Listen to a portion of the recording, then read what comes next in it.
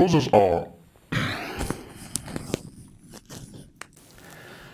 Browsers are very complex pieces of software that have drastically evolved since the 90s. From rendering simple text to executing fully fledged applications. So, what are exactly browsers able to do these days? First of all, because the web is all about requesting documents stored on the internet, they are able to handle network connections. Historically, that was done using the HTTP protocol to perform simple CRUD operations on documents. But nowadays, they can also create bidirectional communications channels with a server, or they can even create a peer-to-peer connection with another browser. Second, they have to be able to understand, render, and/or execute different languages. They also have to be able to render fonts, images, audio, and videos. Third, everything you see in a browser must be interactive. You can select text, scroll pages, click on links, input text, drag and drop content, etc. Fourth, they can store data either by caching content or by providing value storage mechanisms. And all of this must work regardless of the complexity of each page and regardless of the number of pages open at the same time. This is very challenging. Last but not least, because the internet remains a wide place and because websites can aggregate contents from very different sources, things have to be reasonably secured. To do that, browsers must be able to manage data encryptions and to sandbox every set of contents in order to prevent malicious code to access other contents, or worse, your computer. And this is just the tip of the iceberg, so let's try to keep things simple. Okay, let's focus on the specific job of a browser from a high level, rendering multiple documents to display them to you in an interactive way. Let's start with the rendering. 1. The browser requests all the necessary documents. For the sake of example, let's say we are requesting an HTML document and its associated style sheets and images. 2. All documents will be parsed and turned into machine-friendly representations. If you do a bit of research here, you'll hear fancy names like DOM trees, style trees, rendering trees, display lists.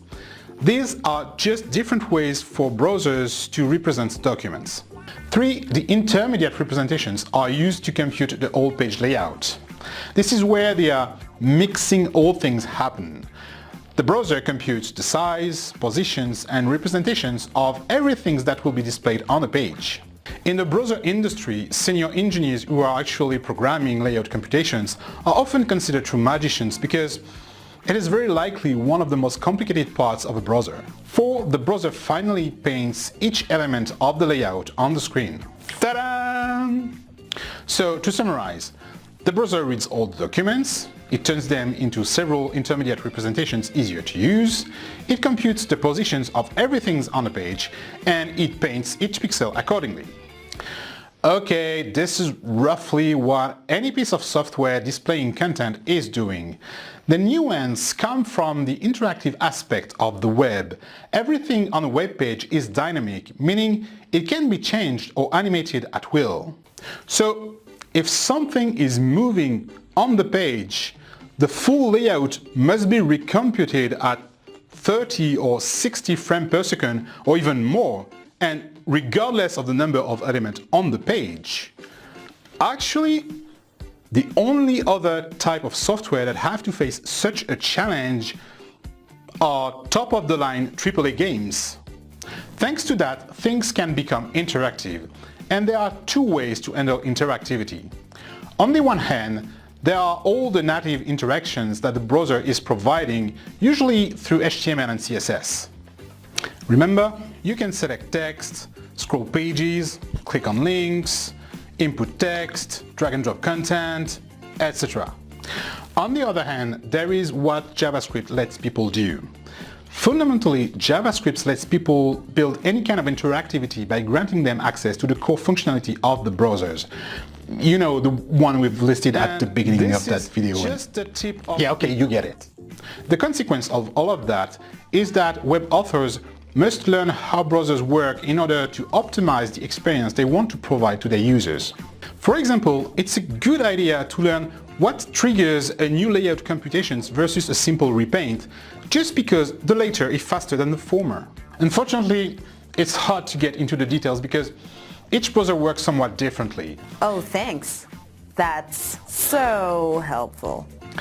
Well, there are no big secrets, and browser makers are working hard to make sure that even the crappiest web pages are rendered fast and smooth. But it's a topic for another video. Okay, let's recap. Browsers handle a lot of things: networks, content display, data storage, content security, all in a very interactive way. They handle technical requirements that can be compared to those of super high-end games. And they give content creators the ability to create any form of interactivity. Now, you shouldn't consider the web to be magic. It's just clever computer science. Thank you all for watching this episode. If you want to get into the nasty details of browser internal working, I suggest that you have a look at that amazing talk by Tali Garcia. In the meantime, if you enjoyed that episode, feel free to like it and to share it with your friends. The more the merrier. To continue the discussion, feel free to comment down below or join me and my colleagues on Twitter. And finally, long live the open web. See you next time.